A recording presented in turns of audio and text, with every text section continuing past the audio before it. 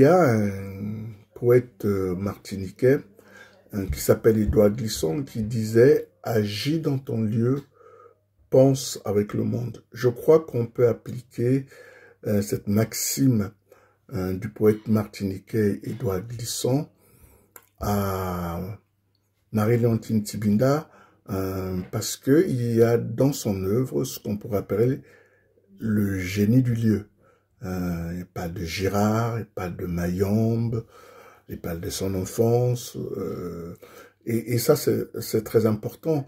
Il parle des poèmes de la terre. Là encore me vient à l'esprit une autre phrase célèbre d'un poète portugais, Miguel Torga, qui disait « L'universel, c'est le local moins le mur ». Je crois que oui, l'universel, chez Marie-Léontine Tibinda, commence par le local. Et ça, c'est un aspect qui est très important dans son œuvre. Il y a aussi un deuxième aspect qui me plaît beaucoup chez elle, c'est la fidélité en amitié, le Gérard des lieux. Quand on le lit, on croise Sylvain Bemba, qui était son premier préfacier, son grand préfacier, Sonny Laboutancy, dans le Rocade Zoulou, où il y a encore Jean-Blaise Bilombo Samba, son compagnon de route. Voilà, donc c'est une poésie à hauteur d'homme humaine.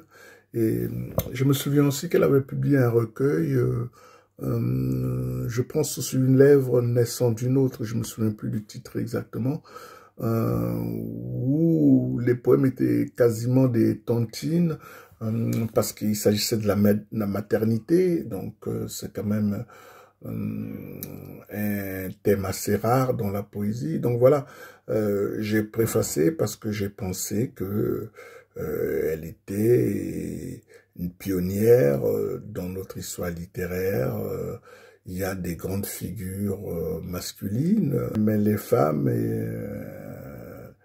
poétesses, romancières étaient assez discrètes. Et Marie-Léontine Tibinda, je pense qu'elle est l'une des premières à avoir obtenu ce statut-là, d'être une femme totalement engagée dans la vie culturelle, sa participation à la vie théâtrale et culturelle du pays avec le Rocade Zoulou.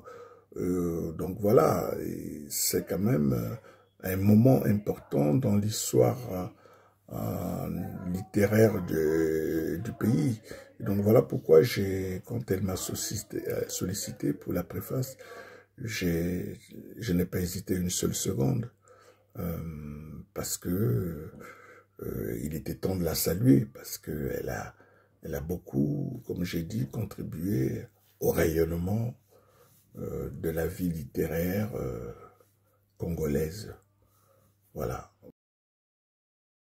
Je vais donc lire Mayombe, extrait de Poème de la Terre, qui est un recueil que j'aime beaucoup, en particulier parce que c'est aussi un clin d'œil au poème de la mer de Jean-Baptiste Attilotar.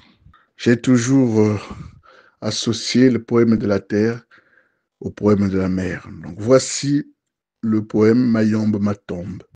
Mayombe ma tombe. Vuguti. Ah, comment crier? Comment cracher cette brûlure? Cette déchirure? Une nuit, un instant, et se fige la lumière. Combien pleurent encore nos morts? Ferraille contre chair, ferraille dans la chair. Mayombe, ma terre.